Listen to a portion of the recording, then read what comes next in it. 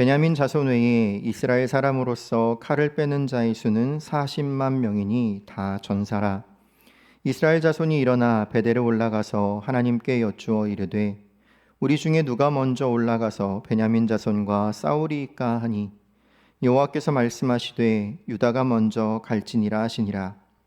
이스라엘 자손이 아침에 일어나 기브아를 대하여 진을 치니라.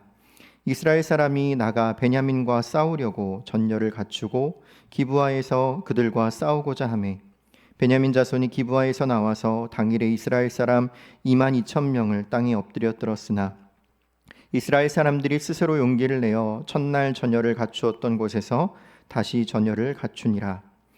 이스라엘 자손이 올라가 여호와 앞에서 저물도록 울며 여호와께 여쭈어 이르되 내가 다시 나아가서 내 형제 베냐민 자손과 싸우리이까 하니 여호와께서 말씀하시되 올라가서 치라 하시니라. 그 이튿날에 이스라엘 자손이 베냐민 자손을 치러 나아가매 베냐민도 그 이튿날에 기브아에서 그들을 치러 나와서 다시 이스라엘 자손 18,000명을 땅에 엎드려뜨렸으니 다 칼을 빼는 자였더라. 이에 온 이스라엘 자손 모든 백성이 올라가 베델에 이르러 울며 거기서 여호와 앞에 앉아서 그날이 저물도록 금식하고 번제와 화목제를 여호와 앞에 드리고 이스라엘 자손이 여호와께 물으니라. 그때에는 하나님의 언약궤가 거기 있고 아론의 손자인 엘르아살의 아들 비느하스가 그 앞에 모시고 섰더라. 이스라엘 자손들이 여쭈기를 우리가 다시 나아가 내 형제 베냐민 자손과 싸우리이까 말리이까 하니 여호와께서 이르시되 올라가라. 내일은 내가 그를 내 손에 넘겨주리라 하시는지라. 아멘. 누가복음 15장에 기록된 우리가 보통 탕자의 비유라고 말하는 잃은 아들을 되찾은 비유에서 둘째가 아버지께 내게 돌아올 분깃을 주세요 라고 하자 아버지가 둘째가 가질 것을 미리 내어주죠. 물론 이것은 비유의 말씀이고 또 성경의 다른 대화에 대한 어떤 언급이 없지만 여러분 이것이 실제 상황이었다면 어땠을까요? 아버지가 순순히 아들에게 재산을 그냥 내어주진 않았을 겁니다. 상상할 수 있는 말들이 무궁무진하죠. 너 지금 제정신이야? 아빠한테 뭐 서운한 게 있니? 뭘 어떻게 하려고 해? 무슨 계획이 있는 거야? 조금 더 신중하게 고민을 좀 해봐봐. 내 눈에 흙이 들어가기 전까지는 절대 안 된다. 아마 이런 말들이 오고 갔을 것 같습니다. 여러분 그런데도 우겨서 아버지의 돈을 받아다가 그것을 다 탕진해 버렸다면 여러분 우리는 그 아들을 향하여 불효자다, 고집이 세고 못난 아들이다, 우리는 이렇게 말할 것입니다. 여러분 그런데 우리에게 잘 알려진 고 정주영 회장의 일화를 보면 이야기가 조금 달라질 수 있을 것 같습니다. 비슷한 내용인데 고 정주영 회장은 어린 시절 아버지가 농사를 짓기를 바랬지만 사업에 대한 열정을 가지고 여러 번 가출도 하고 아버지가 소를 판 돈 70원을 가지고 서울에 와서 학원을 다니기도 했다라는 일화가 있죠. 탕자의 비유와 물론 상황은 조금 다를 수 있겠지만 탕자의 경우는 그를 향하여서 이 아들은 불효자다, 고집이 세고 못난 아들이다 라고 했지만 고 정주영 회장을 향해서는 충분히 이렇게 말할 수 있을 것 같습니다. 그가 참으로 소신이 있구나, 신념을 가졌다 라고 말할 수 있을 것 같습니다. 둘 다 했던 행동들은 비슷한데 여러분 왜 한 사람에게는 불효자고 고집이 있다라고 말하고 또 다른 한 사람에게는 소신이 있고 신념이 있는 사람이다 라고 말할 수 있는 것일까요? 여러분 이것은 결국 결과론적인 접근입니다. 결과가 어떻게 했느냐, 어떻게 되었느냐에 따라서 그 원인이 어떻게 평가되느냐가 달라진다라는 말이죠. 만약 소신을 갖고 한 일이 성공으로 이어졌습니다. 그러면 그 행동은 소신이 되지만 소신을 가지고 한 행동의 결과가 좋지 않으면 그 행동은 소신이 아니라 고집이 되어버린다라는 거죠. 그래서 우리는 결과를 갖고 과정을 판단해서는 안 되는 것입니다. 자기 소견에 옳은 대로 한 일의 결과가 좋으면 여러분, 그 행동은 하나님께 영광이 되는 것입니까? 그렇지 않습니다. 말씀대로 살려고 노력했는데 결과가 좋지 않았다면 여러분, 그것은 고집이라고 평가해도 되는 것입니까? 그렇지 않습니다. 그래서 내가 가지고 있는 생각, 내가 하는 판단의 근거가 고집인지 아니면 신념인지 또는 하나님의 말씀에 순종하며 선택한 것인지를 알기 위해서 우리는 성경도 물론 많이 읽어야 하지만 다양한 루트의 이야기를 자주 다양하게 들어야 할 필요가 있습니다. 청년들에게 결혼이나 연애에 대한 조언을 해줄 기회가 있으면 연애 과정에 대해서 되도록 여러 사람들에게 오픈하고 그리고 많은 이야기를 들어보라고 저는 이야기를 합니다. 여러분, 그런데 사실 연애에 대한 자신의 이야기를 다른 사람에게 별로 이야기하고 싶지 않거든요. 창피하기도 하고 또 과연 내가 이 이야기를 한다고 해서 어떤 도움이 될 수 있는 말을 들을 수 있을까라는 어떤 확신이 들지 않으니까 잘 이야기를 하지도 않고 잘 들으려고 하지도 않습니다. 그렇게 혼자 해보겠다고, 나 혼자서도 잘 할 수 있다고 생각하고 하고 싶은 대로 해보지만 한계에 부딪히고 나서야 왜 부모님이 그때 그렇게 말씀하셨는지 또는 왜 그때 멘토가 나에게 그런 조언을 했는지, 그 조언을 따르는 것이 더 빠른 길이었는지를 비로소 그제서야 깨닫게 됩니다. 그리고 나중에 본인이 그 위치에 서게 되면 똑같은 이야기를 하는 거죠. 어른의 말을 들어야 한다고. 여러분, 그런데 그 말을 한다고 또 다음 세대가 그 말을 듣습니까? 여전히 그 다음 세대는 말을 듣지 않습니다.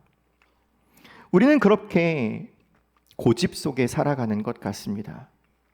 성경의 표현대로 하면 각기 자기 소견에 옳은 대로 사는 것입니다. 여러분, 우리가 그런 존재입니다. 자식 이기는 부모 없다고 대부분 부모님들이 자녀들에게 져주고 결국 자녀들이 하고 싶은 대로 하도록 내버려 두지만, 그렇다고 부모님이 자녀를 포기한 건 아니죠. 치명적인 결과가 예상되지 않는 어떤 범위 내에서 스스로 결정한 것을 경험하게 하고 그 결과를 마주하게 함으로써 그 과정을 통해 배우게 하는 것이 부모가 자녀에게 베푸는 일종의 교육 방식일 것입니다. 여러분, 오늘 본문 말씀은 계속되는 레위 사람의 이야기, 베냐민 기브아 땅에서 레위 사람이 당한 이야기와 연결되는 본문입니다. 이스라엘 백성들은 출애굽한 이후에 가나안 땅으로 들어올 때부터 계속 자기 소견에 옳은 대로 제멋대로 살았습니다. 하나님께서 내쫓으라 한 이방 민족을 내쫓지 않았습니다. 그리고 그 이방신의 문화에 젖어들어서 동화되어 살아가죠. 심지어 하나님께서 그들에게 주신 땅을 차지하지 못하는 경우도 있었습니다. 그리고 계속해서 살펴보고 있는 이 레위 사람은 어떻습니까? 하나님이 정하신 안식일에 대하여 그리고 율법에 대하여 전혀 신경 쓰지 않고 살았습니다. 자기 마음대로 살았죠. 결국 자기 선택에 의해 일어난 이 끔찍한 일을 가지고 이 파장을 온 이스라엘 지파에게 알려서 일종의 자기 복수를 진행하려고 합니다. 그 소식을 전해 들은 이스라엘 지파 사람들도 무엇이 옳고 그른지, 이것이 어떤 행동에 의한 결과인지를 따져보지 않고 그냥 그 결과만을 보고 이 레위 사람의 편에 섭니다. 하나님 말씀의 기준을 따라서 판단하려 하지 않고 결론만 보고서 레위 사람 편에서 베냐민 지파를 공격하려고 하는 것입니다. 그렇게 베냐민 지파를 제외한 11지파와 베냐민 지파와의 전쟁이 시작됩니다. 그래서 오늘 본문 18절에 보면 이스라엘 자손들이 하나님께 이렇게 묻습니다. 우리 중에 누가 먼저 올라가서 베냐민 자손과 싸우리까? 하나님, 저 베냐민을 좀 보십시오. 자기들이 잘못해놓고 우리와 싸우려고 합니다. 하나님, 누가 먼저 올라가서 싸울까요? 이렇게 질문한 것이죠. 그러자 하나님께서 대답하십니다. 유다가 먼저 갈지니라. 여러분, 그런데 좀 이상하죠? 하나님께서 이 잘못돼 보이는 싸움의 근거가 부족한 이 싸움을 허락하시는 것처럼 보입니다. 유다가 올라가라, 가서 싸워라 라고 말씀하시는 것 같다라는 거죠. 여러분, 하나님께서 정말 베냐민 지파를 없애려고 그러셨을까요? 그 이유는 조금 이따가 다시 한번 확인해 보기로 하고요. 여러분, 하나님은 왜 유다 자손을 먼저 보내신 걸까요? 그 이유는 이스라엘의 대표되는 지파가 유다 지파이기도 하지만 그 레위인의 첩이 유다 땅 베들레헴 사람이었기 때문에 하나님께서 유다를 먼저 올려 보내셨던 것 같습니다. 그래서 유다 지파가 먼저 나갑니다. 여러분, 그런데 지금 이 장면은 18절 이 장면은 저자의 의도가 담겨 있는 어떤 일종의 장치와도 같은 것입니다.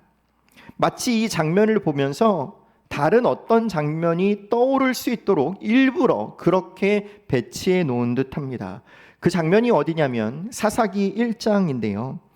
사사기 1장 1절에 보면 이렇게 말씀합니다. 오늘 본문 18절과 한번 비교해서 들어보시면 좋을 것 같습니다. 여호수아가 죽은 후에 이스라엘 자손이 여호와께 여쭈어 이르되 우리 가운데 누가 먼저 올라가서 가나안 족속과 싸우리이까 묻자 여호와께서 이르시되 유다가 올라갈지니라. 보라, 내가 이 땅을 그의 손에 넘겨 주었노라 라고 말씀합니다. 사사기 1장 1절 말씀과 오늘 본문 18절 말씀이 굉장히 비슷하죠. 그런데 한 가지 차이가 있습니다. 그것이 무엇이냐면 1장에서는 내가 이 땅을 그의 손에 넘겨 주었노라 라고 하시면서 하나님께서 승리를 약속하시는데 오늘 본문에는 그 말씀이 없습니다. 하나님께서 유다 자손을 보내시기는 하지만 다른 어떤 목적이 있으신 것 같습니다. 누가 먼저 갈까요? 라고 묻자 유다가 먼저 가라 라고 말씀하신 뒤에 그 다음 말이 없었다라는 사실이죠. 그 정도야 생략될 수 있는 것 아닌가 라고 넘기기에는 결과가 너무너무 달랐습니다. 하나님의 말씀대로 유다 지파가 나가서 베냐민 지파와 싸울 때 유다 지파는 처참한 패배를 맛봅니다. 21절을 보시면 베냐민 자손이 기브아에서 나와서 당일에 이스라엘 사람 2만 2천 명을 땅에 엎드렸다라고 기록하고 있죠. 여러분, 40만 명과 2만 6,700명의 싸움입니다. 15배 정도 되는 차이입니다. 이스라엘 사람 2만 2천 명만 공격을 당하고 이스라엘 지파 사람들만 피해를 당했습니다. 여러분, 하나님께서 가라 하셔서 갔는데 패배를 당한 것입니다. 여러분, 이게 무슨 일입니까? 그런데 거기서 겁먹지 않고 이스라엘 11지파 사람들이, 유다 지파 사람들이 다시 한번 전열을 갖춥니다. 아직 대략 38만 명이 남아있으니 할만하다라고 생각했던 거겠죠. 그런데 여러분, 조금 간절함이 생겼던 것 같습니다. 23절에 보면 다시 하나님께 이렇게 묻습니다. 이스라엘 자손이 올라가 여호와 앞에서 저물도록 울며 여호와께 여쭈어 이르되 내가 다시 가서 내 형제 베냐민 자손과 싸우리까 하니 여호와께서 말씀하시되 올라가서 치라 라고 말씀하십니다. 여러분, 두 번째 질문을 보면 첫 번째 질문과 달라진 한 가지가 있습니다. 혹시 찾으셨습니까? 뭐가 달라졌죠? 내 형제 베냐민이라는 표현이 덧붙여졌습니다. 내 형제라는 표현이 덧붙여졌죠. 하나님께서 이스라엘이 신념처럼 여기고 있는 그 고집, 스스로의 기준을 따라 옳다고 여기는 것들이 틀렸다라는 것을 경험하게 하시면서 그들의 생각이 조금씩 교정되어 가고 있는 것입니다. 하나님의 소견은 무엇인가? 하나님의 소견에 뭐가 옳은지를 깨닫게 하시는 거죠. 하나님이 가라고 하셨는데 졌습니다. 뭐가 잘못된 거지? 하나님이 나에게 뭐를 말씀하고자 하시는 거지? 생각을 했겠죠. 그리고 한 가지를 발견했습니다. 그래, 베냐민은 내 형제지. 하나님, 내 형제 베냐민 자손과 싸울까요? 라고 묻자 하나님께서 올라가서 치라라고 말씀하셨다라는 거죠. 그래서 그 이튿날 베냐민 자손을 치러 나갔는데 거기서 또 패배를 당합니다. 거기서 18,000명이 죽고 참패하고 돌아옵니다. 아직 하나님이 더 말씀하실 게 있다라는 뜻이죠. 분명 하나님께서 가서 올라가서 치라 라고 말씀하셔서 치러 갔는데 여러분, 왜 또 진 것일까요? 아까 설교 시작에 말씀드렸던 것처럼 여러분, 부모는 자녀가 부모의 조언을 듣지 않고 자기 결정과 판단대로 무언가를 어떻게든 우겨서 무언가를 하려고 할 때 그 결과가 어떤 치명적인 결과의 범위 안에 있을 때 그것을 그냥 하게 내버려 둠으로써 스스로 그 결과를 마주하게 하고 자신의 판단의 결과가 얼마나 옳지 않았는지를 경험하게 하십니다. 하나님께서 가라라고 말씀하신 것도 이와 같은 것입니다. 사사기 1장처럼 하나님께서 승리를 약속하시지도 않았는데 그들은 자기 고집대로 생각하고 하나님이 그렇게 하게 하셨다면 이것이 하나님의 사인이구나 라고 생각한 거겠죠. 하나님께 물었으니까 됐지 라고 생각하고 나간 것입니다. 그렇게 두 번의 실패를 경험하고 이스라엘은 다시 한번 하나님께 나아갑니다. 여러분, 그런데 이 세 번째 하나님 앞에 나아갈 때는 그들의 태도가 완전히 바뀝니다. 26절을 보시면 이에 온 이스라엘 자손 모든 백성이 올라가 베델에 이르러 울며 거기서 여호와 앞에 앉아서 그날이 저물도록 금식하고 번제와 화목제를 여호와 앞에 드리고 이스라엘 자손이 여호와께 물으니라 라고 말씀합니다. 이스라엘 자손들이 울며 금식하고 번제와 화목제를 하나님께 드립니다. 자기들의 생각이 무엇이 잘못되었는가, 그들의 죄를 깨닫고 고백하며 또 사람의 힘과 능력으로 되지 않기에 하나님의 도우심을 구하며 금식하고 예배함으로 경배함으로 하나님 앞에 나아갑니다. 관계를 회복하는 것입니다. 이전에는 하나님을 어떤 능력 있는 대기업의 사장님 정도로 보았다면 예배한다, 예배를 회복한다라는 것은 왕과 백성의 관계, 아버지와 자녀의 관계를 회복하겠다는 것인데 그 후에 다시 한번 하나님 앞에 물으려 한다라는 거죠. 하나님, 내가 내 고집대로 살았습니다. 내가 하나님을 하나님으로 여기지 않았습니다. 하나님, 통회하고 자복하며 하나님의 하나님 되심을 높여드리고 주님 앞에 무릎을 꿇습니다. 하나님이 정말 나의 하나님이심을 고백합니다. 하나님이 나를 사랑하시는 아버지이심을 내가 다시 한번 깨닫습니다. 그것이 번제와 화목제를 드리는 행동 안에 포함되어 있는 마음입니다. 이전에는 40만 명 대 26,700명의 싸움, 누가 봐도 대충 싸워도 이길 것 같은 싸움이니까 하나님 앞에 묻기는 했지만 그냥 그건 형식적인 질문이었고 자기의 소견에 옳은 대로 이길 것 같으니까 나간 겁니다. 그런데 이상하죠? 못 이깁니다. 이길 수밖에 없는 싸움인데 못 이깁니다.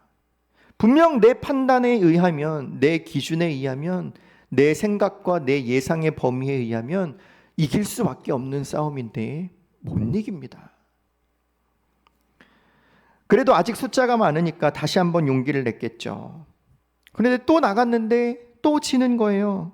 그리고 비로소 깨닫는 겁니다.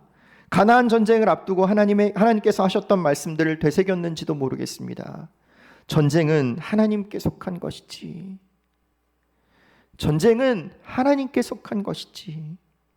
하나님께서 여리고 성벽을 무너뜨리겠다 하시면 무너지는 것이고 아이 성에게도 지게 하시면 지는 것이지. 사랑하는 여러분, 우리도 마찬가지 아닙니까? 하나님께서 모든 만물을 다스리시고 주관한다는 사실을 여러분 우리는 너무나 잘 알고 있습니다. 그리고 믿는다라고 고백합니다. 여러분, 이 사실에 대해서 부인하실 분은 아마 이 자리에 한 분도 안 계실 것 같습니다. 여러분, 그런데 막상 어떤 문제에 닥치면 그 문제 앞에서 그 하나님의 전능하심과 위대하심 앞에 하나님의 도우심과 인도하심을 구하기보다 내 경험과 내 판단과 내 생각에 근거해서 먼저 무언가를 해보려고 하는 게 우리에게 더 자연스럽지 않나요? 여러분, 우리는 하나님 앞에 묻는다고 하지만 사실 잘 묻지 않습니다. 우리는 너무 교만하고요, 고집스럽습니다. 찬양의 가사처럼 주님 말씀하시면 내가 나아가겠습니다 라고 고백하지만, 여러분 정말 하나님 앞에 무언가를 묻고 하나님의 뜻이 무엇인지 생각하고 고민하고 결정하십니까? 하나님의 대답이 더뎌지면 그 더딤을 기다리고 계십니까? 아니면 내가 기도했으니까, 그리고 하나님께서 내게 주신 마음이 이러니까 이렇게 하면 되겠지라고 생각하는 게 여러분 우리의 모습이 아닙니까? 내 소견에 오른 대로 결정하는 이 모습, 여러분 이것이 바로 우리의 모습입니다. 여러분, 결과가 좋으면 결정의 이유가 어찌 됐든 하나님에 대한 신앙과 믿음의 선택이 될 수 있는 걸까요? 기도하고 행동하면 그것이 정말 하나님의 뜻대로 순종하며 살아가는 삶입니까? 그렇지 않습니다. 더 신중하게, 그리고 하나님 앞에 주님의 도우심을 구하며 인내하며 기다리시면 좋겠습니다. 여러분, 아무 일이 일어나지 않는다고 해서 잘 가고 있다고 생각하시면 안 됩니다. 내가 열심히 기도한다고, 내가 열심히 말씀을 읽고 있다고, 내가 하루도 빠지지 않고 새벽 기도에 나와서 기도하고 있다고, 내게 아무런 일이 일어나지 않는다고 여러분 그것이 잘 가고 있다고 생각하시면 안 됩니다. 더 크고 힘든 일이 있기 전에 여러분, 하나님께서 이 말씀을 통하여서 우리 모두에게 깨닫게 하시는 바가 있을 때, 하나님께서 정말 나를 인도하시는 대로 나는 이끌려가고 있는가? 내가 정말 하나님의 뜻을 간절히 기다리고 소망하며 인내하고 있는가를 점검해 보시면 좋겠습니다. 하나님은 하나님의 마음이 무엇인지 알기를 원하십니다. 왜 물어봐야 하는지를 깨닫기를 원하십니다. 정말 하나님 앞에 순종하는 삶이 얼마나 복된 삶인지, 그것이 그 하나님의 뜻과 인도하심을 기다리는 것이 때로는 너무너무 지루하고 어렵고 더뎌서 하나님의 뜻을 구하는 게 이렇게 힘든 것인가? 라는 생각이 드는 그 삶이 여러분 얼마나 복된 삶인지를 하나님은 알기 원하십니다. 그 하나님과의 바른 관계 속에서만 누릴 수 있는 그 풍성하신 하나님의 은혜와 복을 모두 다 누리시는 우리 성도님들이 되실 수 있기를 바랍니다. 여러분, 자녀가 부모님께 아버지, 어머니, 제 생각이 틀렸네요. 부모님 말씀 들을 걸 그랬어요. 라고 말할 때 여러분, 비로소 부모의 마음을 이해하고 그 말씀을 따르는 것이 덜 실수가 되는 길임을 깨닫게 되듯이, 여러분, 하나님은 하나님의 뜻을 구하며 인도하시는 그 손길을 통해서만 누릴 수 있는 은혜들을 여러분들에게 주고 싶어 하십니다. 이스라엘 자손들이 그것을 이제 깨달았습니다. 그리고 금식하고 번제와 화목제를 하나님 앞에 드리죠. 번제는 가장 중요한 제사입니다. 희생 제물이 필요한 제사이고 속죄의 의미를 담은 제사입니다. 하나님, 제가 이전에 제 소견에 오른 대로 살았습니다. 이제는 하나님의 뜻을 구합니다. 화목제는 하나님과의 관계의 회복을 위해 드리는 제사입니다. 비로소 이스라엘이 승리가 중요한 게 아니라 옳고 그름을 따져서 정죄하고 판단하는 게 중요한 것이 아니라 하나님과의 관계가 중요하다라는 사실을 알게 되었습니다. 그리고 이제 다시 제대로 된 질문을 하나님 앞에 드리죠. 아까 첫 번째 질문과 두 번째 질문의 차이가 내 형제 베냐민이라는 표현이었는데, 여러분 세 번째 질문에서 이것이 또 어떻게 바뀌는지 한번 보시기 바랍니다. 28절입니다. 아론의 손자인 엘르아살의 아들 비느하스가 그 앞에 모시고 섰더라. 이스라엘 자손들이 여쭈기를 우리가 다시 나아가 내 형제 베냐민 자손과 싸우리까 말리까? 이렇게 질문합니다. 아론의 손자인 엘르아살의 아들 비느하스는 아론의 혈통 대제사장입니다. 드디어 제대로 된 방법으로 하나님 앞에 질문하기 시작합니다. 이전에는 대제사장을 통하지 않고 그냥 내 방식대로 하나님 앞에 그 뜻을 물었다면 이제 대제사장을 통하여 하나님 앞에 나아가고자 합니다. 하나님의 뜻을 묻는 도구로 세워진 대제사장을 통해서 하나님 앞에 질문하는 거죠. 내 형제 베냐민 자손과 싸워야 하나요? 아니면 그만둬야 하나요? 아주 제대로 된 질문입니다. 어찌됐든 여러분, 베냐민은 하나님께서 세우신 지파 중에 하나입니다. 하나님께서 그들을 세우셨습니다. 그들을 누가 판단할 수 있겠습니까? 만약 그들에게 잘못된 것이 있어서 벌을 받아야 한다면 여러분, 그건 하나님이 내리셔야 하는 벌일 것입니다. 여러분, 만약에 아들 둘이 있는데 둘째가 물건을 훔쳤어요. 그걸 첫째가 알게 되었습니다. 그래서 첫째가 아버지를 찾아가서 이렇게 말하는 거죠. 아버지, 둘째가 물건을 훔쳤어요. 조금 혼나야 될 것 같은데 내가 몇 대 정도 때릴까요? 5대면 될까요? 10대면 될까요? 여러분, 만약에 여러분의 자녀가 그러면 어떨 것 같으십니까? 기가 막히겠죠. 여러분, 그건 자녀로서 할 말이 아닙니다. 여러분, 오늘 본문이 바로 이런 상황입니다. 이렇게 물어야죠. 아버지, 내가 어떻게 할까요? 어떻게 하는 게 좋으시겠어요? 그게 아버지께 묻는 질문 아닌가요? 여러분, 이스라엘 지파들의 질문은 이렇게 생각해 보면 아들의 질문이 아니라 그냥 동네 아저씨에게 묻는 질문과 같았다라는 것입니다.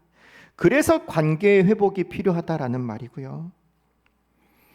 지금까지 이스라엘 11지파가 하는 행동은 자신들이 판단하고 정죄해서 베냐민 지파의 악을 자기들이 심판하려는 것이었습니다.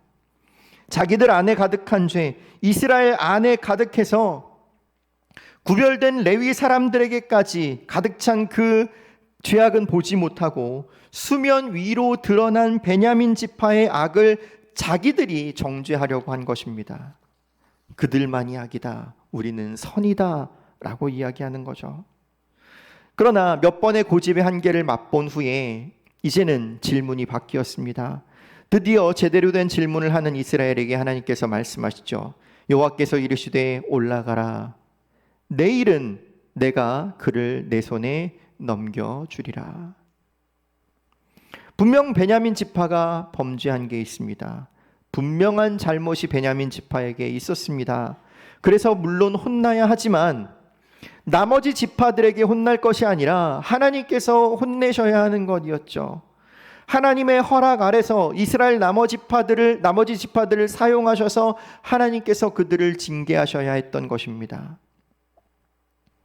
사랑하는 여러분, 오늘 우리에게 주신 이 말씀을 통해서 우리가 두 가지를 한번 생각해 보면 좋겠습니다. 첫째는 우리가 정말 얼마나 하나님의 뜻을 구하고 있는가를 돌아보기 원합니다. 하나님의 뜻을 구한다는 것, 정말 어려운 것 같습니다. 여러분, 우리가 온천하 우주 만물을 다스리시는 하나님의 뜻과 인도하심을 사실 어떻게 가늠할 수 있겠어요?